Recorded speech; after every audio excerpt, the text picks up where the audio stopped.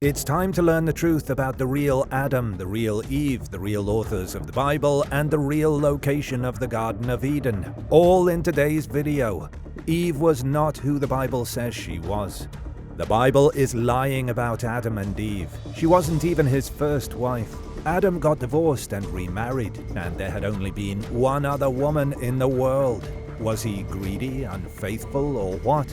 According to the legend, it was more like Adam was annoyed that his first wife wasn't doing what he demanded. Ancient sources tell us that Lilith was Adam's first wife and that they were created as equals. Adam and Lilith were made from the dust of the earth, two creatures on completely even footing. But Adam was a bully and demanded that Lilith do whatever he said.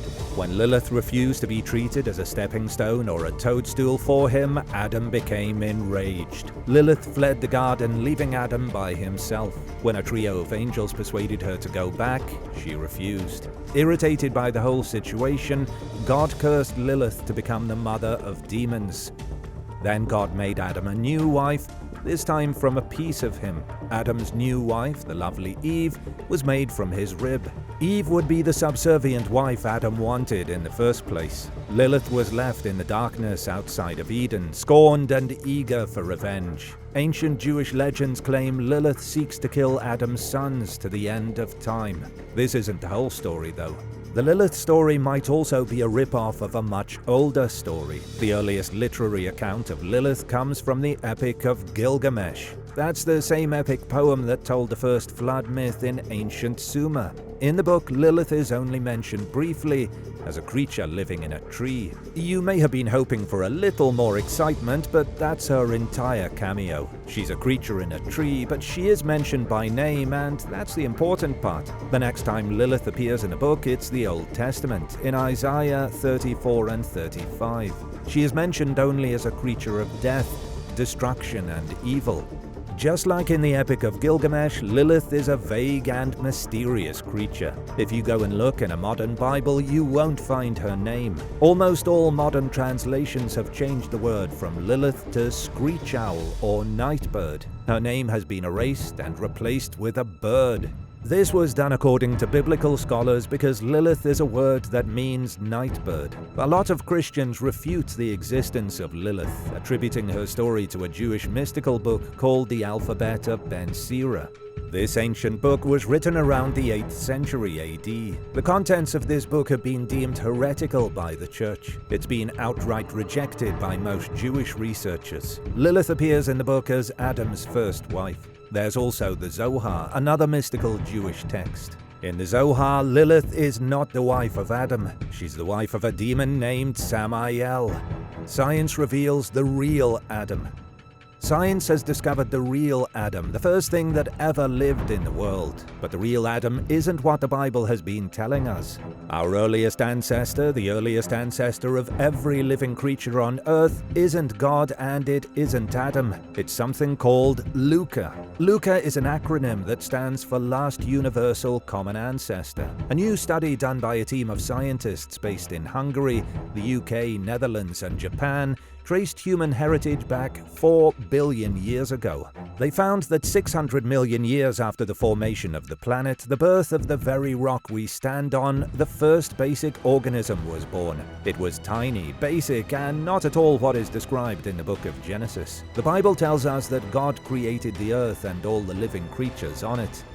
Scientists have disproved that by showing that Luca was here first. Not only was Luca here first, but every creature that has ever breathed air or splashed in the ocean came from it. This tiny, minuscule life form is the granddaddy of biological creation. Our small organism friend lived on a planet during one of its most volatile periods, known as the Hadean Eon. The period was named after Hades, Greek god of the underworld. The word itself, Hades, is a derivative of the Hebrew word for hell. During the Hadean Eon, or Earth's hell period, the world was brutal. Almost all of the planet was a molten surface.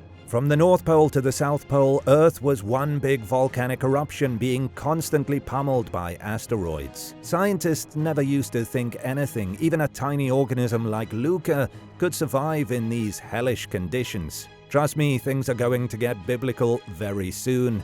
but this whole Luca situation is too interesting not to talk about. Luca was something known as a prokaryote, a single-cell organism with a primitive immune system. It would have been able to fend off primordial viruses, just like you might fend off the common cold. Tim Lenton from the University of Exeter said Luca likely didn't live alone. Its waste would have been food for other microbes like tiny methanogens, which helped kickstart a recycling ecosystem on the planet. Scientists are still trying to figure out how complex life evolved from this tiny organism, but the one thing they're sure of is that Adam didn't exist. Luca is the oldest ancestor we have. You might consider Luca the real god responsible for us being alive today.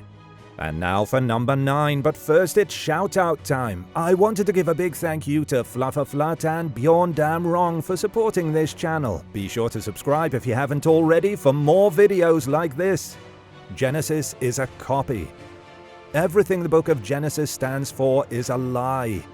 The book was plagiarized from older books written by a totally different culture than the ancient Hebrews. Biblical authors stole the stories told in ancient Mesopotamia, copying them almost verbatim in some places, especially the story of the flood, which is where I want to focus my attention right now. The 3 main texts that were ripped off were the Epic of Gilgamesh, the Eridu Genesis, and the Atrahasis. These 3 books were written between roughly 1600 and 1400 BC. The similarities are so glaring that it's hard not to argue that the Bible is copied. The stories feature a man saved from a flood by constructing an ark. The man takes animals on board the ark to save the different species of the world. After some time passes, the boat settles and the men disembark to start the world anew. Yet there are a few critical differences, most notably the reasons for the floods. In the book of Genesis, mankind had grown so wicked that God was left without a choice but to destroy them. Of course, it wasn't our fault. It never is. We humans had been corrupted by the fallen angels, who took advantage of our women to create giant beasts known as the Nephilim. Things got way out of hand, so God hit the reset button. In the Mesopotamian flood myth, the Anunnaki got... Wait, is it Anunnaki or Anunnaki? I know there's been quite a lot of debate among you guys about the correct pronunciation of this word, as well as a debate about whether I'm AI or not, so let's just say I've probably got it wrong, and let's say it's Anunnaki from now on. And if I was AI, I probably wouldn't have been mispronouncing this word for the last 18 months or so. So, there you go. Hope that clears it up. In the Mesopotamian flood myth, the Anunnaki gods of ancient Sumer sent the flood to destroy humanity because they just didn't want them around anymore. It wasn't the decision of one god, but rather the whole pantheon. The gods got together and decided, you know what? Humans are getting a little annoying. Let's send a flood to destroy them. The humans only survived because Enki went behind the backs of his godly siblings and told Ziusudra to build a giant boat and wait out the storm. I should note that his name changes from one telling to the next. If you've heard of the myth before, you might know the protagonist as Utnapishtim instead of Ziusudra. The ending is the same in all the stories, regardless what his name was. After the flood was over, the gods felt bad and gave Ziusudra immortality. It was the ultimate reward for living a life dedicated to the gods, even though they tried to destroy the world. Genesis might be a copy, but chances are both Genesis and the Mesopotamian texts are describing the same event. Scientists have had proof, real physical evidence of the flood, for almost 100 years.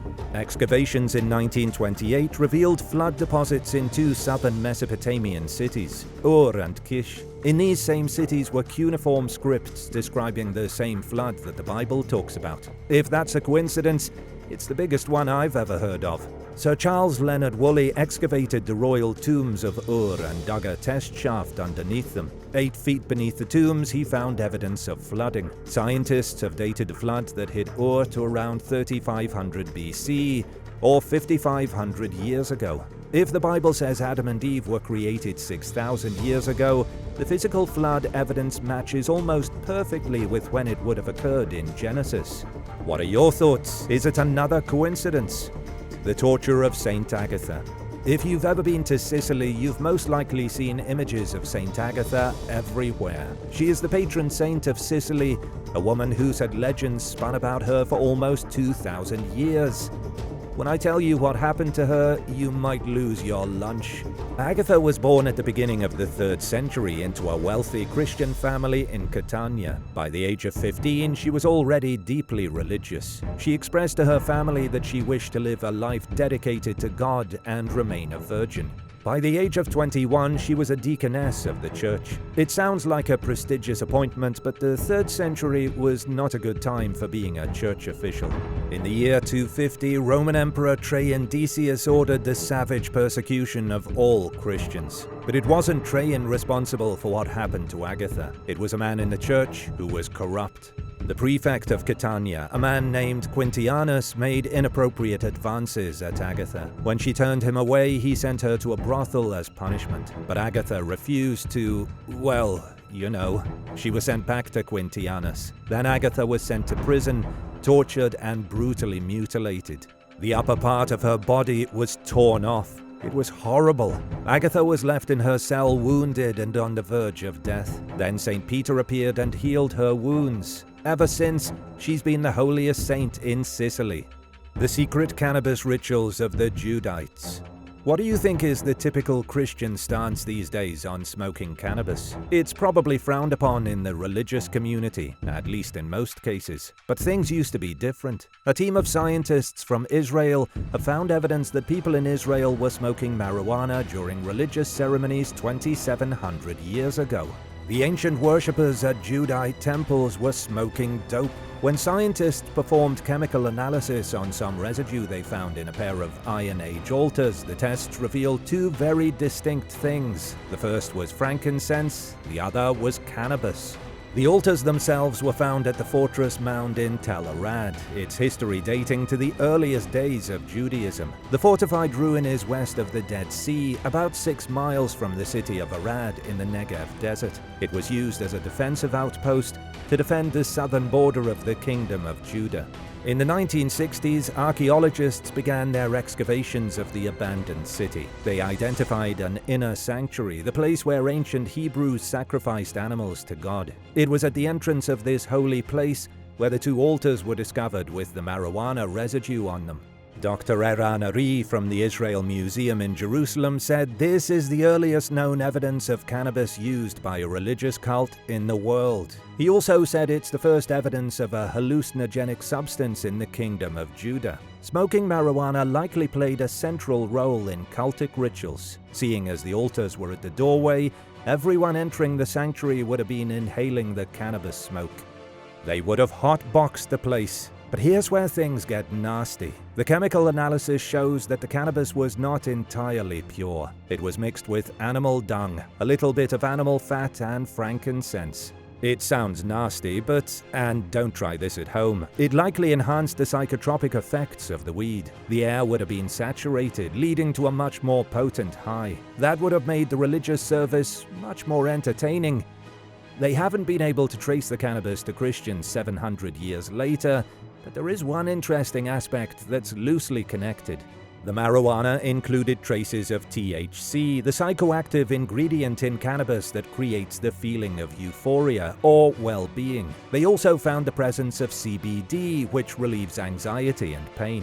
You can understand why people would have been so attracted to religion. Going to temple would have left them with a pleasant, fuzzy sort of delirium, calm, pain-free, and thankful to God for it. Another take on Adam and Eve. Inbreeding with apes people? I already told you once that Adam never existed, but Christians aren't having any of it. A group of biblical scholars have pointed to some astonishing genetic research that they say proves Adam and Eve are compatible with the theory of evolution.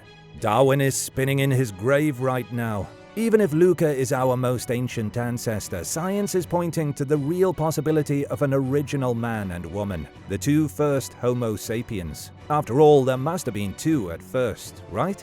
Joshua Swamidass is an associate professor at the Washington University School of Medicine. He told Fox News that genetics and evolution do not conflict with belief in Jesus or the existence of Adam and Eve. He even gave some evidence to back up his theory.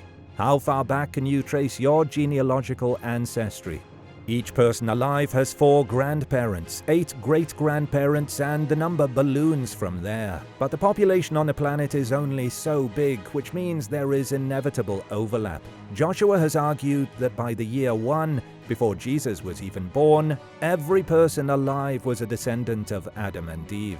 But they weren't the only people on the planet. Joshua's theory is so crazy, most people haven't even considered it before. Adam and Eve were miraculously created by God. At the same time, apes had evolved into humans. There was the family that Genesis tells us about, but there were also people who lived outside the Garden of Eden and were descendants of apes, Neanderthals, and other primitive hominids. Eventually, the 2 different groups met and started breeding, but that wasn't until around 2,000 years ago. This incredible theory is a way for Christians and scientists to reconcile their differences while supporting evolution and the Bible.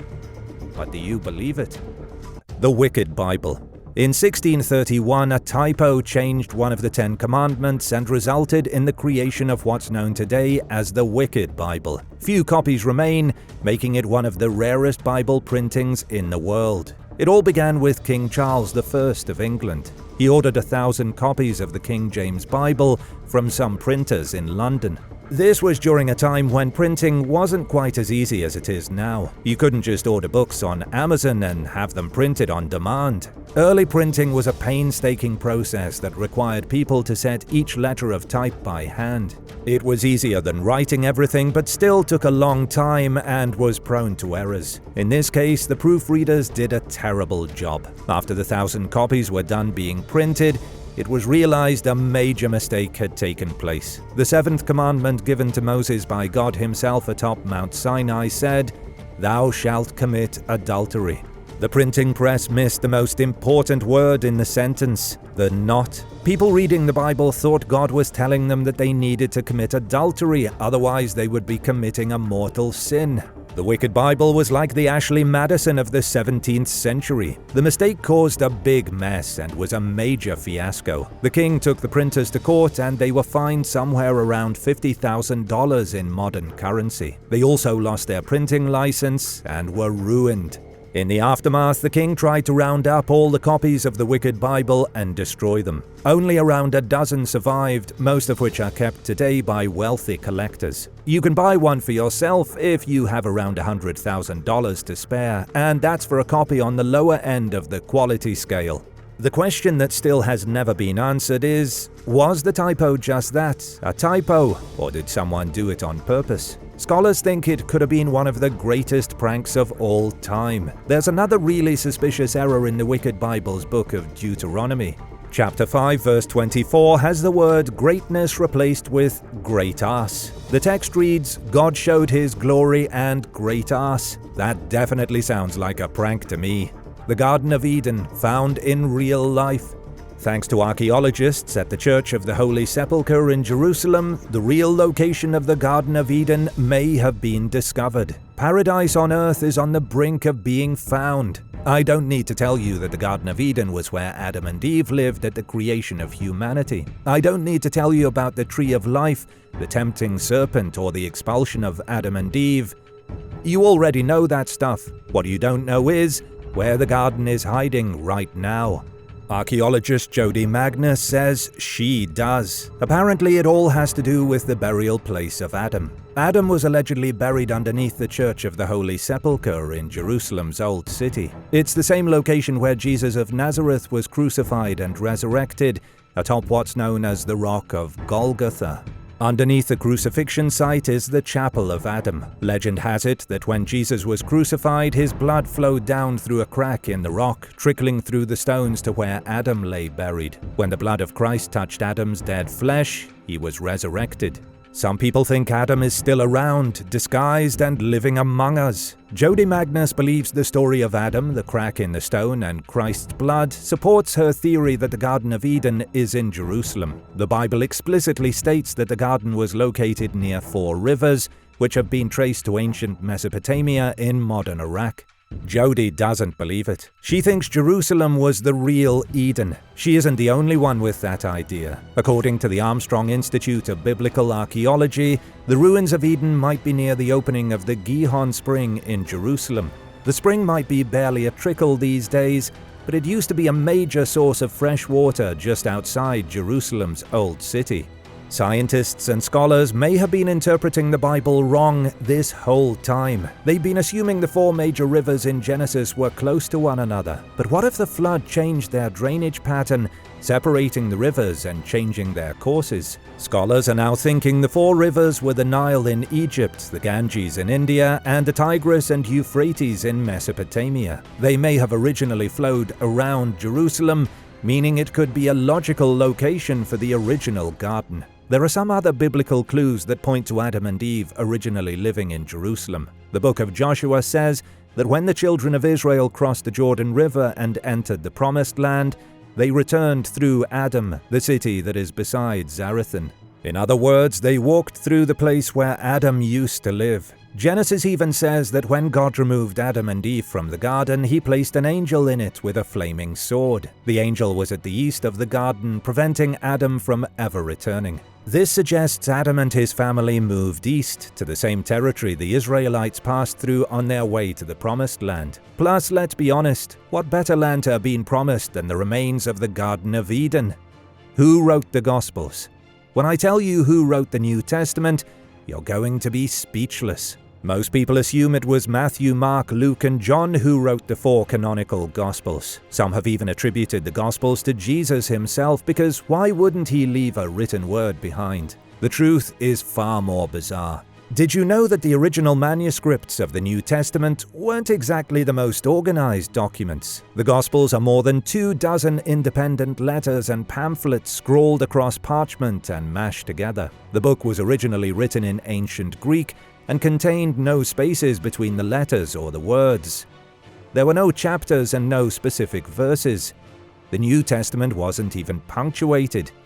It was just a continuous flow of letters crammed onto loose pieces of faded paper. Biblical scholars have attributed the bulk of this messy text to a Greek-speaking Jewish man from Turkey named Paul. Next to Jesus, Paul is considered the most important person in the history of the Christian faith.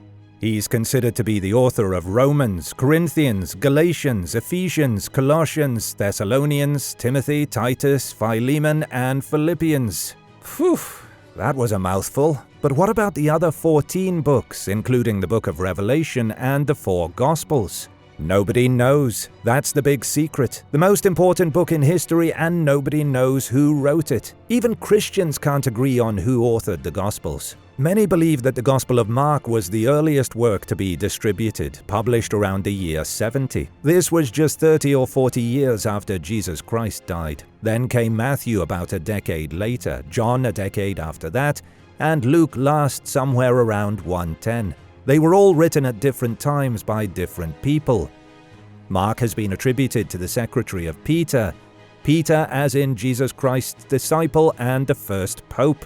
Luke may have been written by a traveling companion of Paul, another one of Christ's 12 disciples. Many people think the Gospels were written by the disciples themselves, but that doesn't make much sense. When you read the Bible, Christ's disciples are clearly described as blue-collar folk, mostly fishermen. They hardly would have had the time to learn a new language and write a book.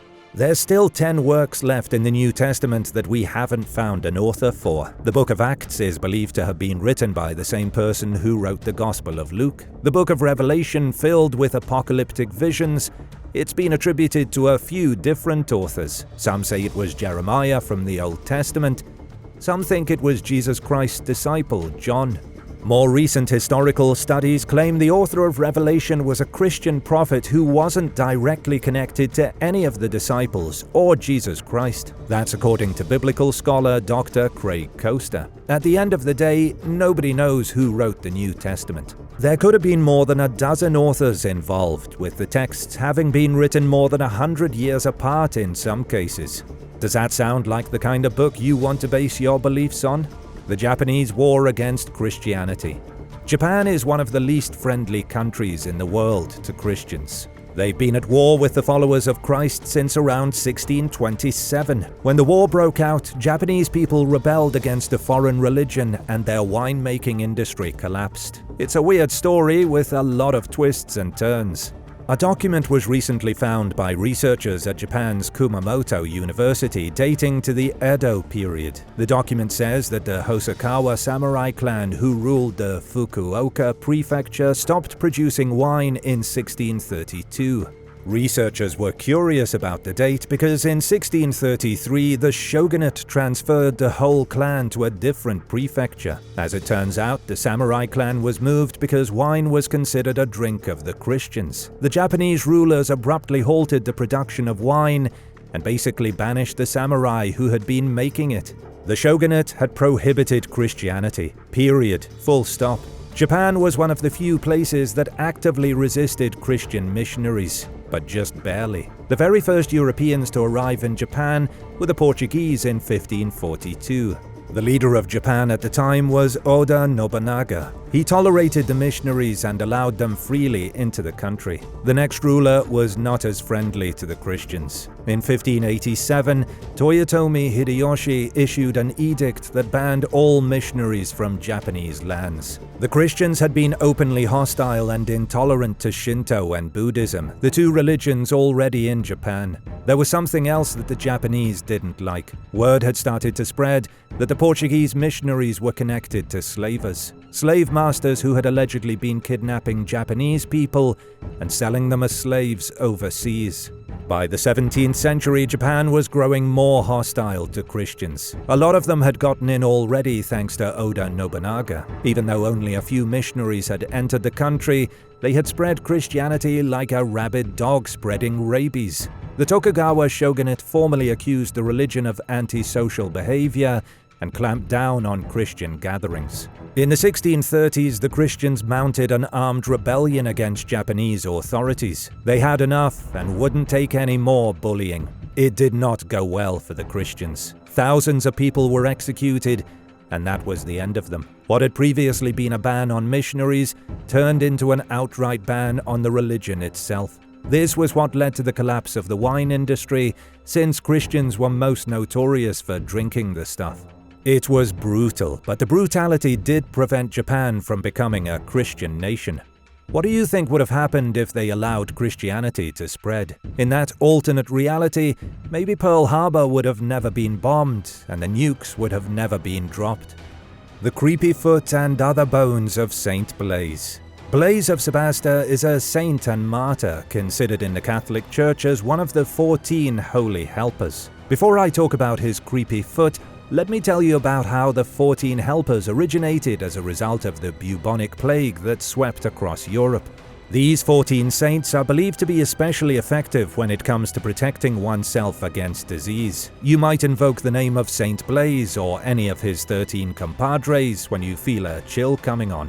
It all started when the Black Death was killing people by the thousands. Scared Christians in Germany's Rhineland started invoking the names of 3 virgin martyrs to protect themselves from the plague. Over the next few years, more saints were added to a growing list of medical saints.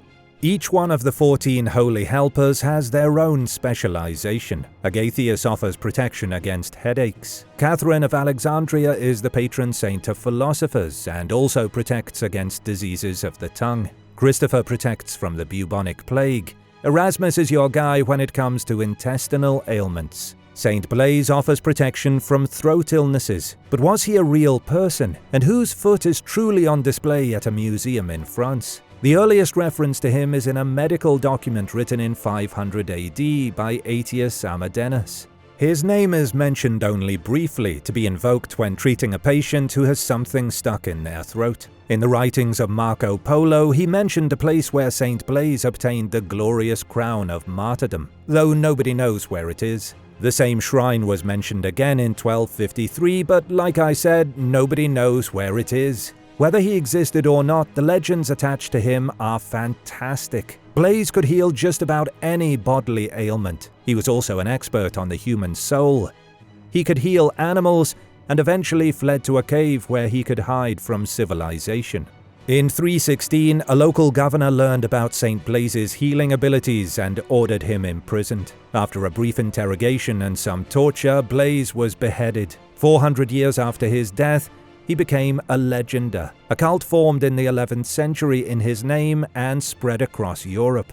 He has so many body parts spread across the world that nobody knows which ones are real. He has a foot reliquary on display in France. It's a holy reliquary in the shape of a foot with a small piece of bone preserved under glass. But whose bone is it? There are at least 8 arms, several jaws, 4 heads, and a handful of entire bodies on display in churches and chapels across the globe. In some churches, they put together almost whole skeletons using St. Blaise's dismembered body parts. Do you think Adam was married to Lilith or Eve first? Let me know in the comments, and thanks a lot for watching. Remember to hit subscribe if you haven't already, and check back soon for more shocking videos on religious secrets.